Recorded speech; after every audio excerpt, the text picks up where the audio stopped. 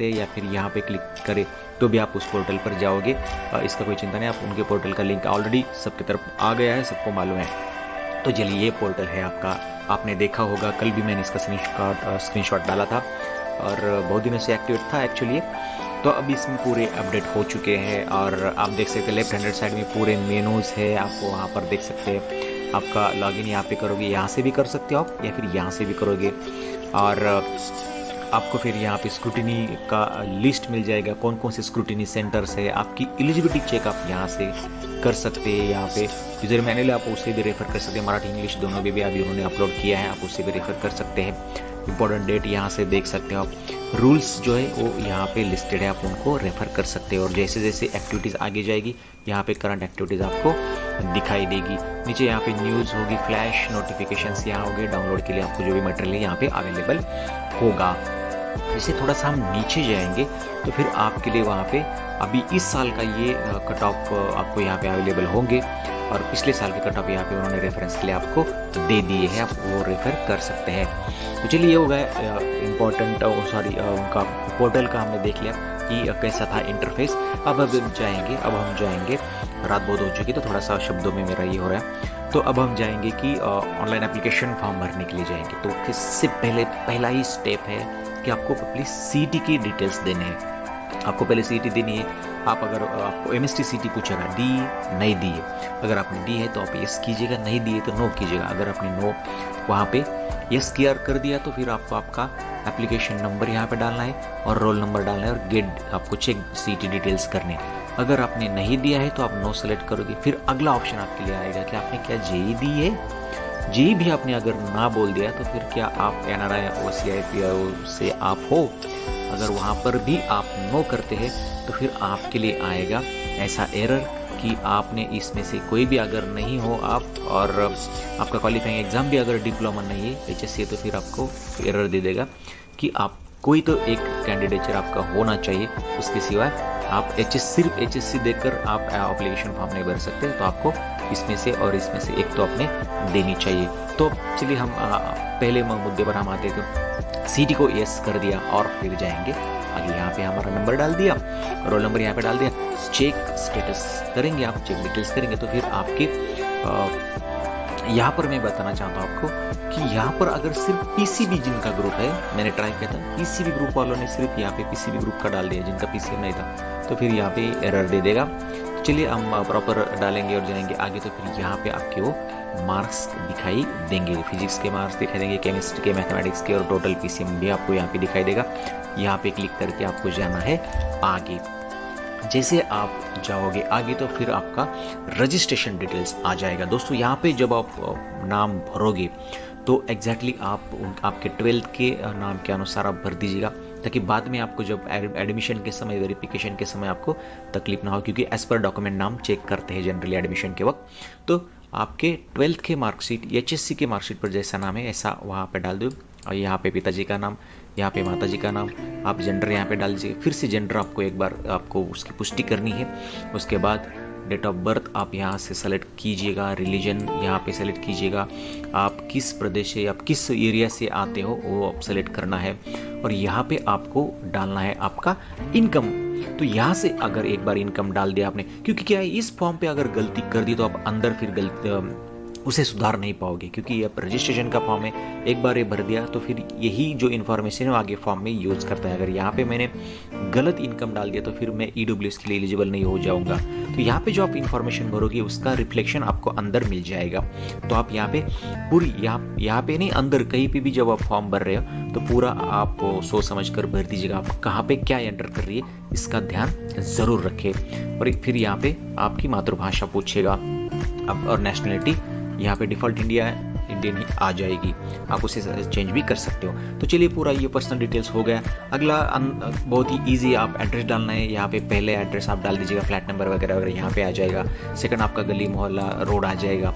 तीसरे में आप कोई लैंडमार्क या फिर जो भी आपका परिसर का नाम है वो दे सकते हैं। उसके बाद आपको स्टेट ये चूज़ करना है। यहाँ पे आप 50 कैरेक्टर तक एक लाइन में डाल सकते हो। और आप क्या कीजिएगा, सिंपली आपका जो भी एड्रेस है वो 3 भागों में विभाजित करके यहाँ पे डाल दीजिएगा, कोई बात नहीं। और आपको बाद में तो स्टेट सेलेक्ट करना है, डिस्ट्रिक्ट सेलेक्ट करना है, आपका तालुका सेलेक्ट करना है, विलेज आपका सेलेक्ट करना है, पिन कोड आपको देना है, और अगर चाहे तो आप आपका टेलीफोन नंबर भी यहाँ पे डाल सकते हो। अब सबसे इम्पॉर्टेंट बात है दोस्तों, आपका working mobile, only working mobile ही देना है। अगले 1.5 महीने तक, कम से कम वो 1.5 महीने तक उसने काम करना चाहिए, ऐसा ही मोबाइल नंबर आपको यहाँ पे प्रोवाइड करना है, क्योंकि बार बार उस पर OTP आते रहेंगे। एक वर्किंग मेल ID दीजिए। और जनरली जो लोग बाहर से फॉर्म भरते हैं, या फिर आप लोग अगर यहाँ किसी कैफ़े पे फॉर्म भरते हो, किसी कैफ़े वाले से फॉर्म भरते हो, तो फिर बहुत बार ऐसा होता है कि आपको पता ही नहीं रहता कौन सा मोबाइल दिया और फिर कौन सा पासवर्ड क्रिएट किया है। तो ऐसा मत कीजिएगा। आप अपने पास आपका मोबाइल नंबर कौन सा है, एप्लीकेशन को एसोसिएटेड पासवर्ड क्या किया है, और फिर ID क्या आया था, ये सब आपके पास रहना चाहिए। तो चलिए ये सब डाल दिया, फिर आपको पासवर्ड क्रिएट करना है। आपके लिए पासवर्ड क्रिएट करते समय ये ध्यान रखिएगा दोस्तों, आपको मिनिमम 8 से लेकर 13 कैरेक्टर के बीच में ही पासवर्ड बनाना है। इससे ज़्यादा पासवर्ड नहीं बनाना, मतलब 13 कैरेक्टर से ज़्यादा लॉन्ग पासवर्ड नहीं बनाना है। सिर्फ 8 से 13 के बीच में ही आपको वो बनाना पड़ेगा। आप में उसको एक अपर केस, एक लोअर केस, एक बड़ा अक्षर, एक छोटा अक्षर, उसमें कुछ न्यूमेरिक वैल्यू, संख्या आपको उसमें लेनी पड़ेगी, और कुछ स्पेशल कैरेक्टर मतलब जो ऐसे होते हैं ना, ये @ $, उस प्रकार के आपको उसमें यूज़ करनी है। एक उदाहरण के तौर पर मैंने पासवर्ड दिया है, इस प्रकार का पासवर्ड आप क्रिएट करके यहाँ पे डाल दीजिएगा। उसे फिर से यहाँ पे डाल दीजिएगा। ये जो कैप्चा है सिक्योरिटी, इसको यहाँ पे डाल दीजिएगा और फिर प्रोसीड कीजिएगा। जैसे आप प्रोसीड करेंगे, फिर आपका एक बार मोबाइल नंबर वेरीफाई होगा। यहाँ पे आपको OTP आ जाएगा आपके मोबाइल पर, वो OTP यहाँ पे डाल दीजिएगा, वेरीफाई OTP बोल दीजिएगा, काम आपका बन जाएगा। और जैसे ही आपका वेरिफिकेशन होगा, आपको यहाँ पे स्क्रीन पर एप्लीकेशन नंबर मिलेगा, आपको एक SMS भी आएगा कि आपका ये एप्लीकेशन है और आप उसे पूरा फिल कीजिएगा। तो ये एप्लीकेशन आने के बाद आप यहाँ से हम proceed to complete application form कर सकते हैं। हमारा रजिस्ट्रेशन का पार्ट अब खत्म हो चुका है, हमें एप्लीकेशन ID मिल चुका है, उसे संभाल कर रखना है, कहीं पे आपको नोट करके रखना है पासवर्ड क्या क्रिएट किया और फिर ID आपका क्या है। तो चलिए एक बार ID क्रिएट हो गया तो फिर इस विंडो पर आ जाओगे। यहाँ पे जो अभी ID आपको स्क्रीन पर दिखाई दिया उसे यहाँ पे डालना है, पासवर्ड जो अभी हमने क्रिएट किया उसको डालना है और फिर साइन इन करना है। जैसे साइन इन करोगे तो फिर आप इस पोर्टल के अंदर आ जाओगे। अब जब अंदर आ जाओगे तो जनरली 10 भागों में आपके फॉर्म को उन्होंने विभाजित किया है। 10 स्टेप में आपको उसे कंप्लीट करना है। पहले आपको आपका स्टेटस दिखाएगा, क्योंकि हमने अभी कंप्लीट किया ही नहीं इनकम्प्लीट। जो ये स्टेटस है सब जो अभी तो सिर्फ रजिस्ट्रेशन कंप्लीट हो गया, बाकी के सभी स्टेजेस बाकी है। इस जो सारे स्टेजेस अगर कंप्लीट होने के बाद फिर आपका फॉर्म जाएगा स्क्रूटिनी के वेरिफिकेशन के लिए। तो आपके लेफ्ट हैंड साइड में आपके पूरे मेनूज आपको यहाँ पे दिखाई देंगे। बहुत सारी बातें आपको यहाँ से करनी है। कुछ प्रॉब्लम आए तो यहाँ से आपको ग्रीवेंस डालना है, ग्रीवेंस चेक यहाँ से हमें करना है। उसके बाद अनलॉक जब हम फॉर्म भरेंगे तो उसे लॉक करने के बाद आपको अनलॉक भी करना पड़ता है, तो वो भी आप यहाँ से करेंगे। कुछ प्रॉब्लम है तो बहुत सारी बातें आपको यहाँ पे करनी है। यहाँ से आप मोबाइल नंबर भी चेंज कर सकते हैं, पासवर्ड चेंज कर सकते हो। कुछ प्रॉब्लम है तो आप यहाँ पे उनको लिख सकते हैं मैसेज बॉक्स में से। तो चलिए ये हो गया। या फिर DT से कुछ मैसेज आता है तो आपको इस मैसेज बॉक्स में दिखाई देगा। तो ये हमें एक स्टेप बाय स्टेप जाना है। थोड़ा सा नीचे आप आओगे तो फिर आपको यहाँ पे कितने डॉक्यूमेंट आपको रिक्वायर्ड है, जैसे जैसे आप फॉर्म भरते जाओगे आपके रिक्वायर्ड डॉक्यूमेंट यहाँ पे आते जाएंगे। कितने अपलोड किए वो दिखाएगा और फिर रेड में दिखाएगा कितने अभी बाकी है। तो चलिए फॉर्म की तरफ हम मुड़ते, यहाँ से क्लिक करके हम जाएंगे फॉर्म की तरफ। तो फिर अगला सेक्शन है फिर आपको टाइप सेलेक्ट करना है। तो यहाँ पे आप ध्यानपूर्वक टाइप सेलेक्ट कीजिएगा। जल्दी से हम टाइप का रिवीजन लेंगे, टाइप बताएंगे क्या क्या। तो जनरली इंजीनियरिंग के लिए टाइप ए में वो बच्चे आएंगे जिनका 10वीं और 12वीं महाराष्ट्र से हुआ है, मतलब कौन से भी बोर्ड से हो वो महाराष्ट्र से हुआ है। तो उनका कॉलेज जो है, उनकी स्कूल जो है वो महाराष्ट्र में होना चाहिए और उनके पास डोमिसाइल सर्टिफिकेट है। ये बच्चे आ जाएंगे टाइप ए में। अब प्रॉब्लम ये है कि जो बच्चे टाइप ए की कंडीशन फुलफिल नहीं कर सकते, मतलब उनका 10वीं और 12वीं दोनों भी महाराष्ट्र से नहीं हुआ है, बाहर से हुआ है और उनका डोमिसाइल भी नहीं है, लेकिन उनके मदर या फिर फादर का महाराष्ट्र डोमिसाइल है, तो फिर वो लोग आ जाएंगे टाइप बी में। अब टाइप सी में कौन आएंगे?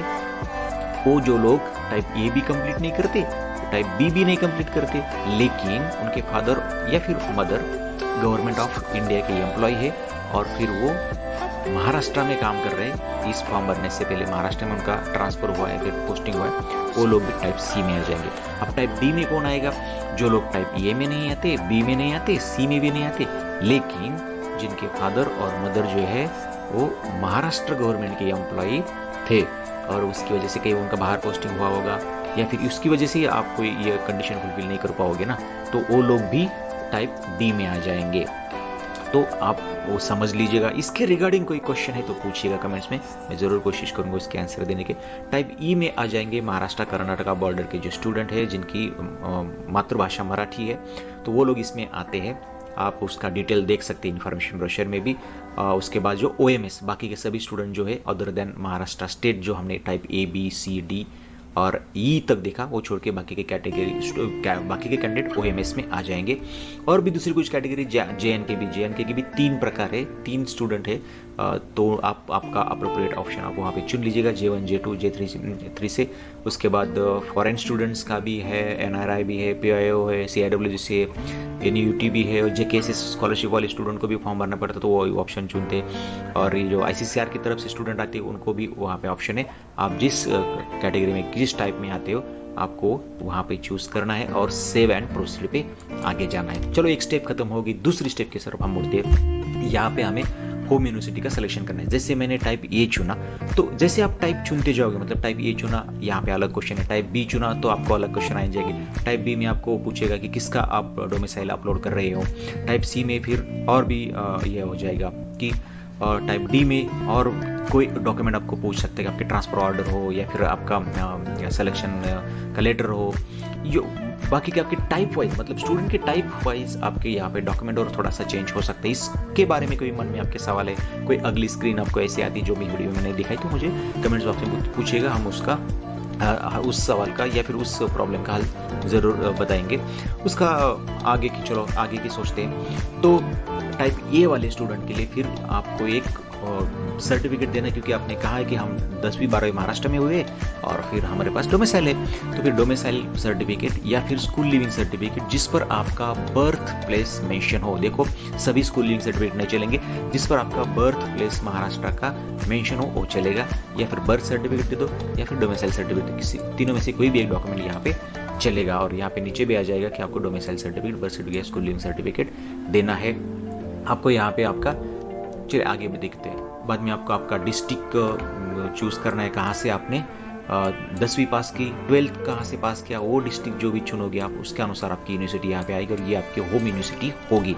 और जब कुछ ऐसे कॉलेजेस में सीट्स होती है जो होम यूनिवर्सिटी के लिए 70% और अदर देन होम यूनिवर्सिटी के लिए 30% होती है, तो फिर वहाँ पे ये काम आ जाएगा, तो ये यूनिवर्सिटी आपकी यहाँ पे दिखाई देगी। आप पूरी इंफॉर्मेशन ये भर दीजिएगा, थोड़ा सा नीचे आ जाएगा। अब यहाँ पे है कैटेगरी में अगर यहाँ पे देख लीजिएगा SEBC का यहाँ पे नाम नहीं है तो आपको ओपन ही सेलेक्ट करना होगा। बाकी की कैटेगरी उनका कैटेगरी की तरह चुन सकते हैं। अगर मैंने ओपन चुन लिया और मैंने वहाँ पे इनकम भर दिया था तो मेरा इनकम बैठ रहा है EWS में, तो वो मुझे पूछेगा क्या आप EWS के लिए जाना चाहते हो, मैं यस कर दूंगा। तो फिर आगे मुझे पूछेगा कि आपकी यहाँ पे कास्ट का नाम डालना है और फिर पूछेगा। अब जो बहुत सारे स्टूडेंट्स कमेंट्स में पूछ रहे हैं कि भाई मेरे पास EWS का सर्टिफिकेट अभी तक नहीं आया है, क्यों में है, अप्लाई किया है, कब तक दे पाओगे। तो यहाँ पे फॉर्म भरते समय आप उसका स्टेटस सेलेक्ट कर सकते हो, अवेलेबल है तो अवेलेबल डाल दो, या फिर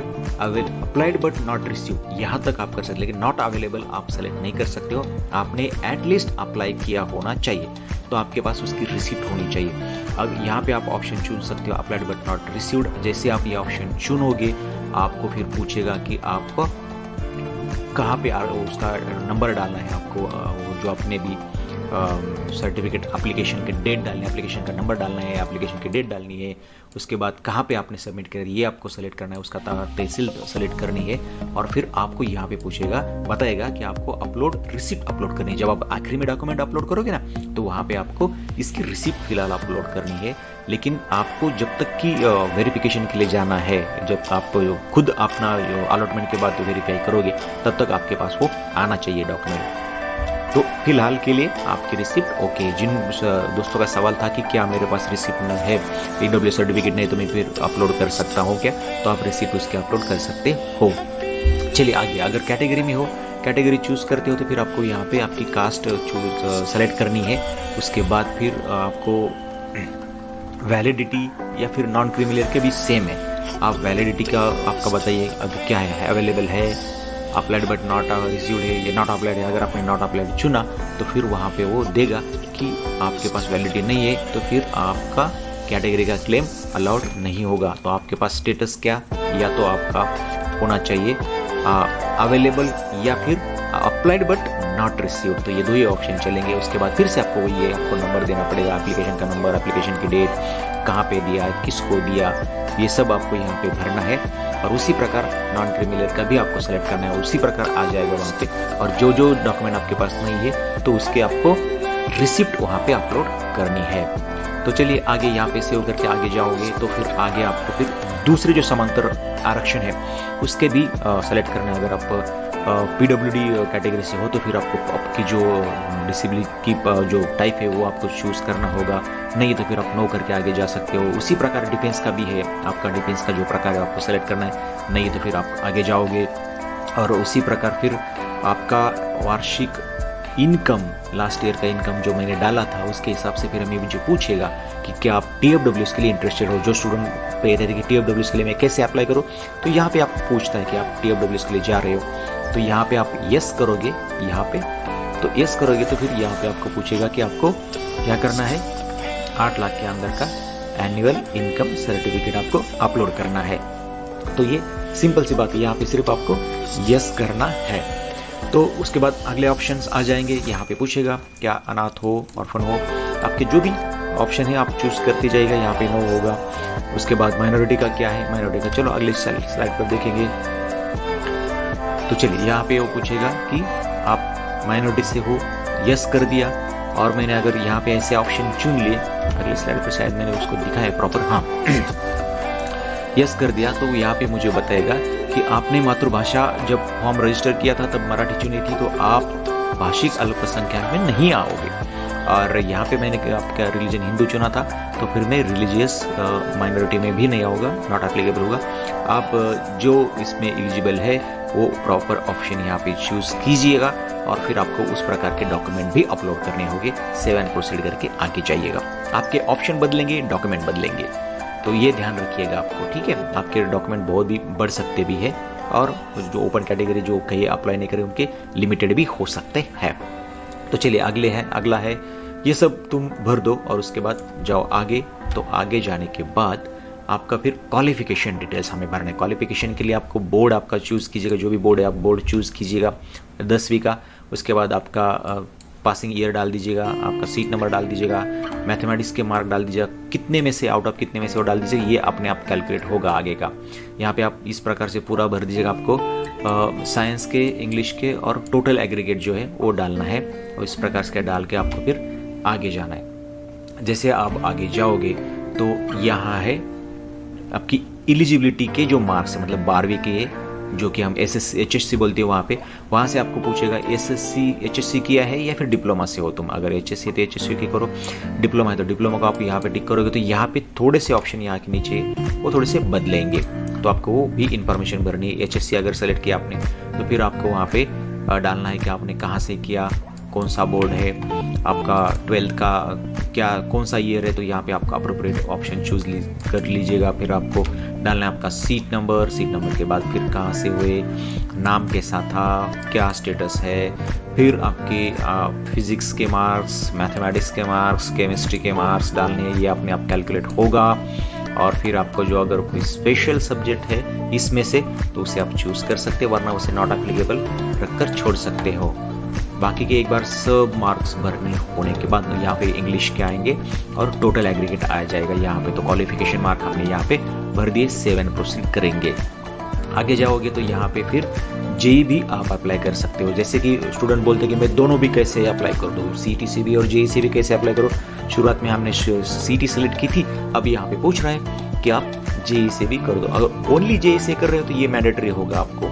अगर CT से कर रहे हो यहाँ पे नो किया तो भी चलेगा, लेकिन अगर आप ओनली JEE से भर रहे हो, CT शुरुआत में अगर आपने नो बोल दिया है तो फिर आपको ऐसा मैसेज आ जाएगा और आपको JEE मेन से ये जो विंडो है आपको भरनी ही पड़ेगी।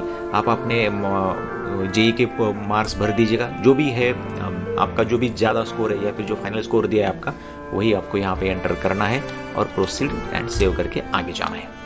हालांकि वो वैलिडेशन है वहाँ पे प्रॉपर, आपने गलती कर दी तो वो वहाँ पे बताता है कि आपने मार्क्स गलत डाले, तो आप वो एक बार रेफर कीजिए। अगले स्टेप पे आपको फोटोग्राफ अपलोड करना है। तो फोटोग्राफ अपलोड करने के लिए आपको जेपीजी, पीएनजी या इमेज फॉर्मेट में आपके होनी चाहिए इमेज। आप उसे यहाँ से हम उसे चूज़ कर सकते हैं। यहाँ से कैमरा से भी कर सकते हैं, अगर मोबाइल से कर रहे हो तो कैमरा से भी आप कर पाओगे। यहाँ से रोटेट कर सकते हो, क्रॉप करना है इमेज को, हमें काटना है, छाटना है, काटना छाटना है तो यहाँ से कर सकते हो और यहाँ पे क्लिक करके उसे अपलोड कर सकते हैं। अब यहाँ पे तुम क्लिक करोगे तो इस प्रकार की विंडो ओपन होगी। यहाँ से आप अपना फोटो चूज़ कर सकते हो। फोटो चूज़ करने के बाद ओपन करो, यहाँ पे फोटो आ जाएगा। यहाँ पे क्रॉप करके हम ये जो येलो वाला है उसे आगे पीछे सरका सकते हो और फिट बैठ गया फोटो, तो फिर उस पर एक बार और क्लिक कीजिएगा क्रॉप पे, वो फोटो आपका क्रॉप हो जाएगा। अपलोड पे क्लिक करोगे तो फिर आ जाएगा इधर। सो यहाँ पे आने के बाद आप देख लीजिएगा अच्छी तरह से आप दिख रहे हैं, तो फिर आप उसे अपलोड करके इस यहाँ तक ला सकते हो। यहाँ आने के बाद अपलोड करने के लिए यहाँ पे क्लिक करो, ठीक है। और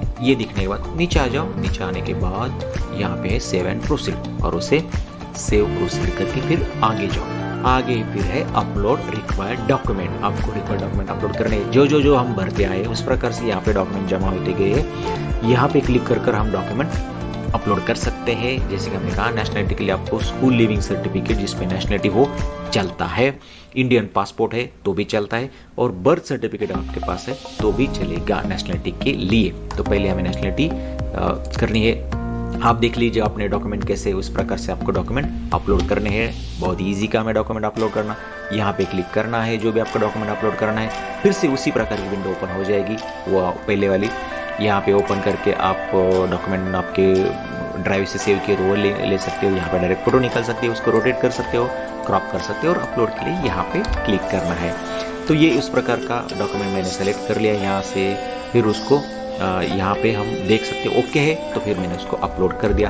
अपलोड करने के बाद यहाँ पे दिखाई देगा कि यहाँ पे सारे डॉक्यूमेंट है। आप यहाँ से व्यू कर सकते हो, यहाँ से उसको डिलीट कर सकते हो, फिर से उसे अपलोड कर सकते हो। एक बार आप समाधानी संतुष्ट हो गए सारे डॉक्यूमेंट पर आप जाओगे सेव और प्रोसीड के लिए। जैसे ही सेव एंड प्रोसीड करोगे, अगर आप ओनली MST CET से हो आप, तो फिर आपको फीस नहीं भरने की ज़रूरत पड़ेगी, आपने ऑलरेडी पेड की है। लेकिन अगर आप ओनली JEE से हो तो फिर आपको फीस का भुगतान करना पड़ेगा। 600 रुपये मेरे हिसाब से आ रहे हैं, 800 रुपये भी आ सकते हैं। और आपको जो भी है यहाँ पे सेलेक्ट करना है, ये यहाँ पे सेलेक्ट करना है और यहाँ पे सेलेक्ट करने के बाद फिर इस प्रकार की जो फीस यहाँ पे आ जाएगी। पेमेंट के लिए जाओगे तो पेमेंट के लिए ये विंडो ओपन होगी। पेमेंट का थोड़ा सा समझा दो, यहाँ पे क्लिक करो, एक टर्म्स एंड कंडीशन का विंडो आ जाएगा, इसे एक्सेप्ट कर दो, इसे भी प्रोसीड कर दो, आगे जाओ। और फिर आप अपने हिसाब से, मतलब आप डायरेक्टली फ़ोन पे से कर सकते हो, कार्ड से कर सकते हो, QR कोड से भी कर सकते हो, नेट बैंक में से कर, बहुत सारे ऑप्शन अवेलेबल है। और जो आजकल फेमस है UPI से, तो UPI से कर सकते हो। यहाँ पे आपका UPI ID डाल दो या फिर QR कोड ले लो और सिंपली पेमेंट कर दो। अगर आप UPI ID डाल रहे हो तो यहाँ पे UPI ID डाल दो और फिर आपके जो भी एप्लीकेशन होगा UPI का, वहाँ पे वो रिक्वेस्ट राइज करेगा। आप फिर आपको रिक्वेस्ट को अप्रूव कर दीजिएगा और फिर हो जाएगा आपका काम। उसी प्रकार से इसको भी आप उसी प्रकार से कर सकते हो। कंटिन्यू किया, ये इस प्रकार का QR कोड जनरेट होगा, उसको स्कैन करके आप इजीली पेमेंट कर सकते हो। एक बार पेमेंट हो गया तो फिर आपका एप्लीकेशन फॉर्म जनरेट होगा और जैसे ही जनरेट होगा तो फिर यहाँ पे प्रिंट आप उसकी निकाल सकते हो। प्रिंट आप देख लीजिएगा, पूरा डेटा वेरीफाई कीजिएगा और फिर लास्ट में आ जाएगा नीचे तो आपको फॉर्म का सबमिशन का ऑप्शन आ जाएगा। सबमिट करने के लिए जाओगे तो फिर आपका लॉक एप्लीकेशन का विंडो ओपन होगा। वहाँ पे आपको आपका पासवर्ड डालना है, लॉगिन पासवर्ड डालना है, वेरीफाई पासवर्ड करना है। वेरीफाई पासवर्ड करने के बाद एक OTP आपको आ जाएगा आपके मोबाइल पर, इसलिए वर्किंग मोबाइल होना चाहिए। OTP डालना है और फिर सबमिट एप्लीकेशन करना है। एक बार सबमिट एप्लीकेशन करने के बाद आपको आपका FC अलॉटमेंट होगा कि कौन सी ई-स्क्रूटिनी के लिए कौन सी FC आपको है। आपको FC का यहाँ पे नाम होगा, उस FC के कम्युनिकेशन में आप रह सकते हैं और फाइनल फॉर्म की भी आपको प्रिंट निकाल कर रखेंगे। जैसे फॉर्म सब होगा तो आपको ऊपर भी आ जाएगा कि आपका अभी स्टेटस है ई-स्क्रूटिनी के लिए। जैसे वो आपका वेरीफाई होगा